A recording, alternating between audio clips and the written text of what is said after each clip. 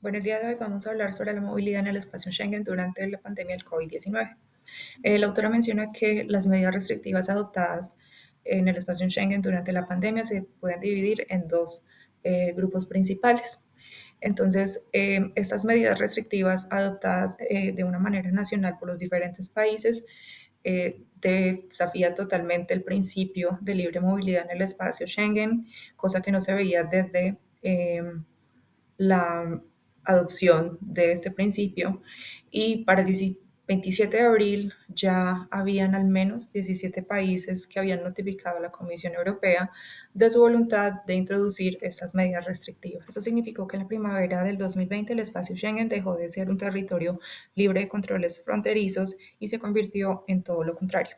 Las primeras medidas adoptadas afectaron principalmente la movilidad de las personas, con la suspensión de servicios de trenes, buses, vuelos entre el espacio Schengen, también con la adopción de controles fronterizos para trabajadores esenciales que iban o venían de un lugar al otro y también con cierre total de las fronteras entre uno y otro país. El sueño de la libre movilidad fue terminado. El punto clave aquí es que todas estas medidas fueron adoptadas en aislamiento, no fueron coordinadas ni acordadas entre los miembros de los espacios Schengen, lo cual llevó a mucho caos y lo cual hizo todavía más difícil la apertura, la reapertura de las diferentes fronteras. Una medida sin precedentes tomadas durante este periodo fue Alemania, que el 16 de marzo decidió, sin más, cerrar las fronteras con Suiza, Luxemburgo, Dinamarca, Francia y Austria, dejando familias totalmente separadas y permitiendo solamente el paso de trabajadores esenciales, pero llevándolos a estrictos controles fronterizos cada vez que iban a salir o a entrar del país solamente por trabajo. Esta fue una medida sin precedentes y demostró lo que la falta de coordinación puede traer. Otro ejemplo que marcó esta etapa durante la pandemia fue cuando el 11 de marzo España decidió suspender los vuelos directamente desde Italia, donde se encontraba el epicentro de la pandemia en ese entonces, y solamente permitía vuelos de repatriación o de carga. Entonces, con esto, el principio de libre circulación se vio totalmente vulnerado y si vemos de forma retroactiva no ayudó mucho porque después de esto España sufrió gravísimas consecuencias en la pandemia. Estos dos ejemplos ya nos llevan a los conceptos de interdependencia simétrica y poder de negociación relativos que explica la autora. Caben muy bien en este lugar. Entonces, para explicar en qué consisten estos dos conceptos, los vamos a dividir en cuatro partes. Como primer punto tenemos la fragmentación política y la descoordinación. Las diferentes medidas tomadas por los estados de forma unilateral llevaron a una compleja dinámica de cooperación-conflicto, donde no se veían las cuatro libertades fundamentales y por el contrario se hizo más evidente las discrepancias y la falta de integración real entre los diferentes actores. El siguiente punto son los efectos diferenciados según el Estado.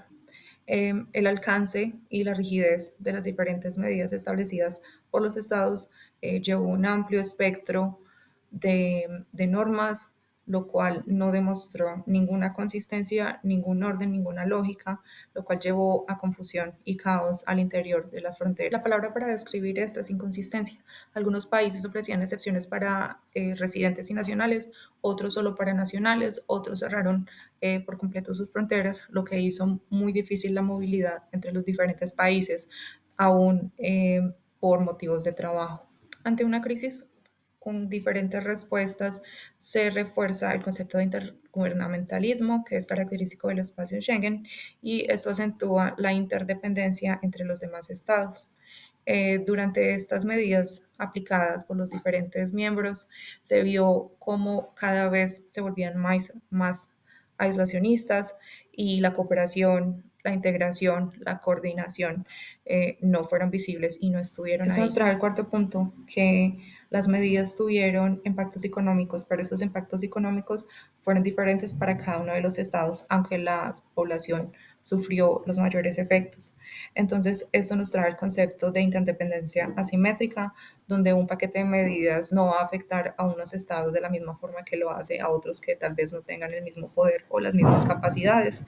En este caso se vio como países como Alemania salieron mejor librados que otros países como Letonia, como otros países más pequeños como Eslovenia. La interdependencia asimétrica es reconocer que aunque Europa no está eh, económicamente integrada, los países aún así dependen los unos de los otros para garantizar su subsistencia, pero esa dependencia no es igual y cambia de un país a otro. Como ya sabemos, algunos países tienen más recursos, más capacidad de negociación, más ventajas, pero en crisis como esta, en crisis como la pandemia, vimos cómo todos los estados simplemente miran hacia adentro y priorizan su propio bienestar. Entonces, todo este ideal de la Unión Europea, de la coordinación, de uno solo, todos para uno, uno para todos, infelizmente no se ve reflejada.